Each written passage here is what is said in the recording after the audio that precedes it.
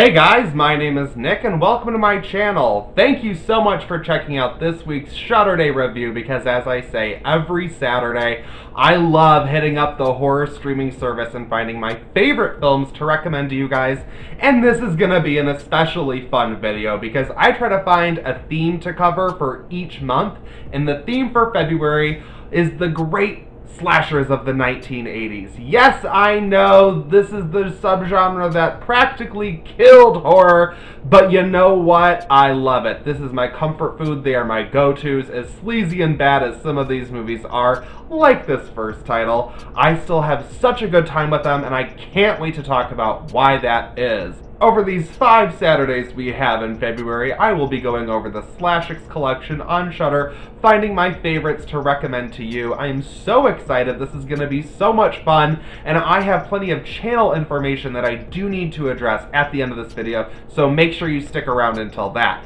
Let's get started with one of my favorites of the early 80s in the slasher subgenre. You already can tell, it's Maniac. Set in New York City in the late 1970s, early 80s, came out 1980, so you know what I mean. This follows Frank Zito, played by Joe Spinell, who co-wrote the screenplay here in a very committed performance where he plays a frickin' maniac. The whole movie is him stalking and eventually murdering people throughout the city, mainly women who he scalps, and then he nails their scalps to mannequin heads, and it is disturbing as all hell, but you know what? There is some subtext underneath the violence that I find absolutely fascinating about this film, and it's why it's a true favorite for me. This movie captures sleazy New York City like I think only the low-budget films of its time could. And the director, William Lustig, even said that a lot of it was shot guerrilla style, like the famous car murder scene, which I'll talk a little bit about in a minute.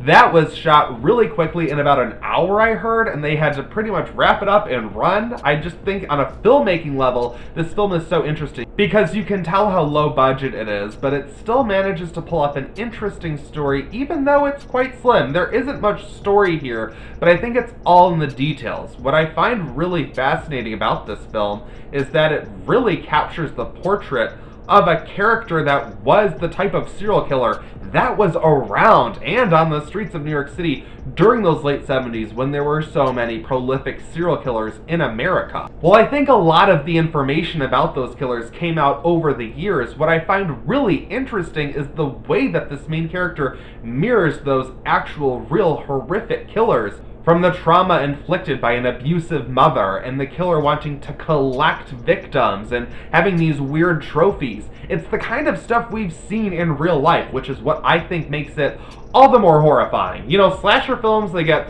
so much crap for being just a man in a mask just killing people, and who really cares, right? What's fascinating about Maniac is that I think it captures the same essence that made Joker such a big deal, and that it doesn't really ask you to sympathize or be in the shoes of this main character, but it does dare you as an audience member to understand what makes this person who they are. We truly don't have a whole lot of story in this movie. It's true, a lot of it is just the stalking and the murdering. However, the little downtime that we do get with Frank, Joe Spinell gives just truly such a committed performance here where he is just sobbing and falling apart, and we see this man is completely deteriorating mentally, and there's more to it than just a person butchering people. Again, there's a lot in common here with real life murderers. Like that murder scene in the car, that was definitely a reflection of the Son of Sam killings that did happen in New York City. And that's what I think is interesting, because this movie was panned when it first came out.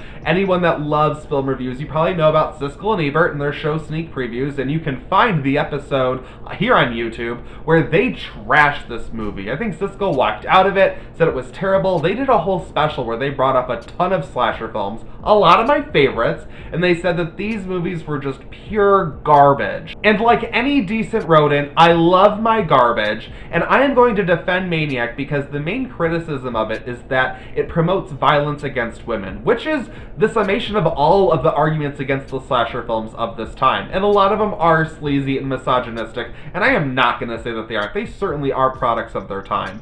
What I think is really interesting, though, about Maniac is that the men in the movie get the more brutal deaths as far as I am concerned. I mean, that shotgun kill, it's iconic for a reason. And of course, I don't want to give away any spoilers because my whole goal is to give you a recommendation so that you can have an interesting cinematic experience for yourself. But anyone who does know how this ends, I think it really goes to show that the violence against women takes apart this man. It really shows how horrible those acts are. I don't think it's in any way propping him up and saying, look at this hero. It's no, showing this is a person who is completely damaged and through their own mental deterioration are driven to do some horrific acts of violence, but then the way that it sort of reflects back on them leads to their ultimate demise. And I just find it really, even though again there might be little material to work with here, the film is under an hour and a half. I still think that there is something fascinating beneath the surface here. Well, this might get me shit. My whole point of this channel is to explore the movies that I love and what I love about movies. And I think Maniac is worthy of your time. I'm gonna give Maniac a 3 out of 5. Sure, there's like no story. It's very poorly made from a production quality standpoint, but I think that this is one of those movies that shines because you had filmmakers who really wanted to get a message out there in whatever way they could, and I don't think that message should be ignored. I certainly picked up on it, and I dare you to enter Maniac yourself and see if it works for you. What did you guys think? Let me know in the comments below. And I have to ask you guys, while I have you, if you made it to the end of the video, thanks, you're helping my audience retention. I appreciate it. But I've been juggling with this idea, going back and forth, because if you want to have a successful YouTube channel at all, it's best to niche down as much as you can.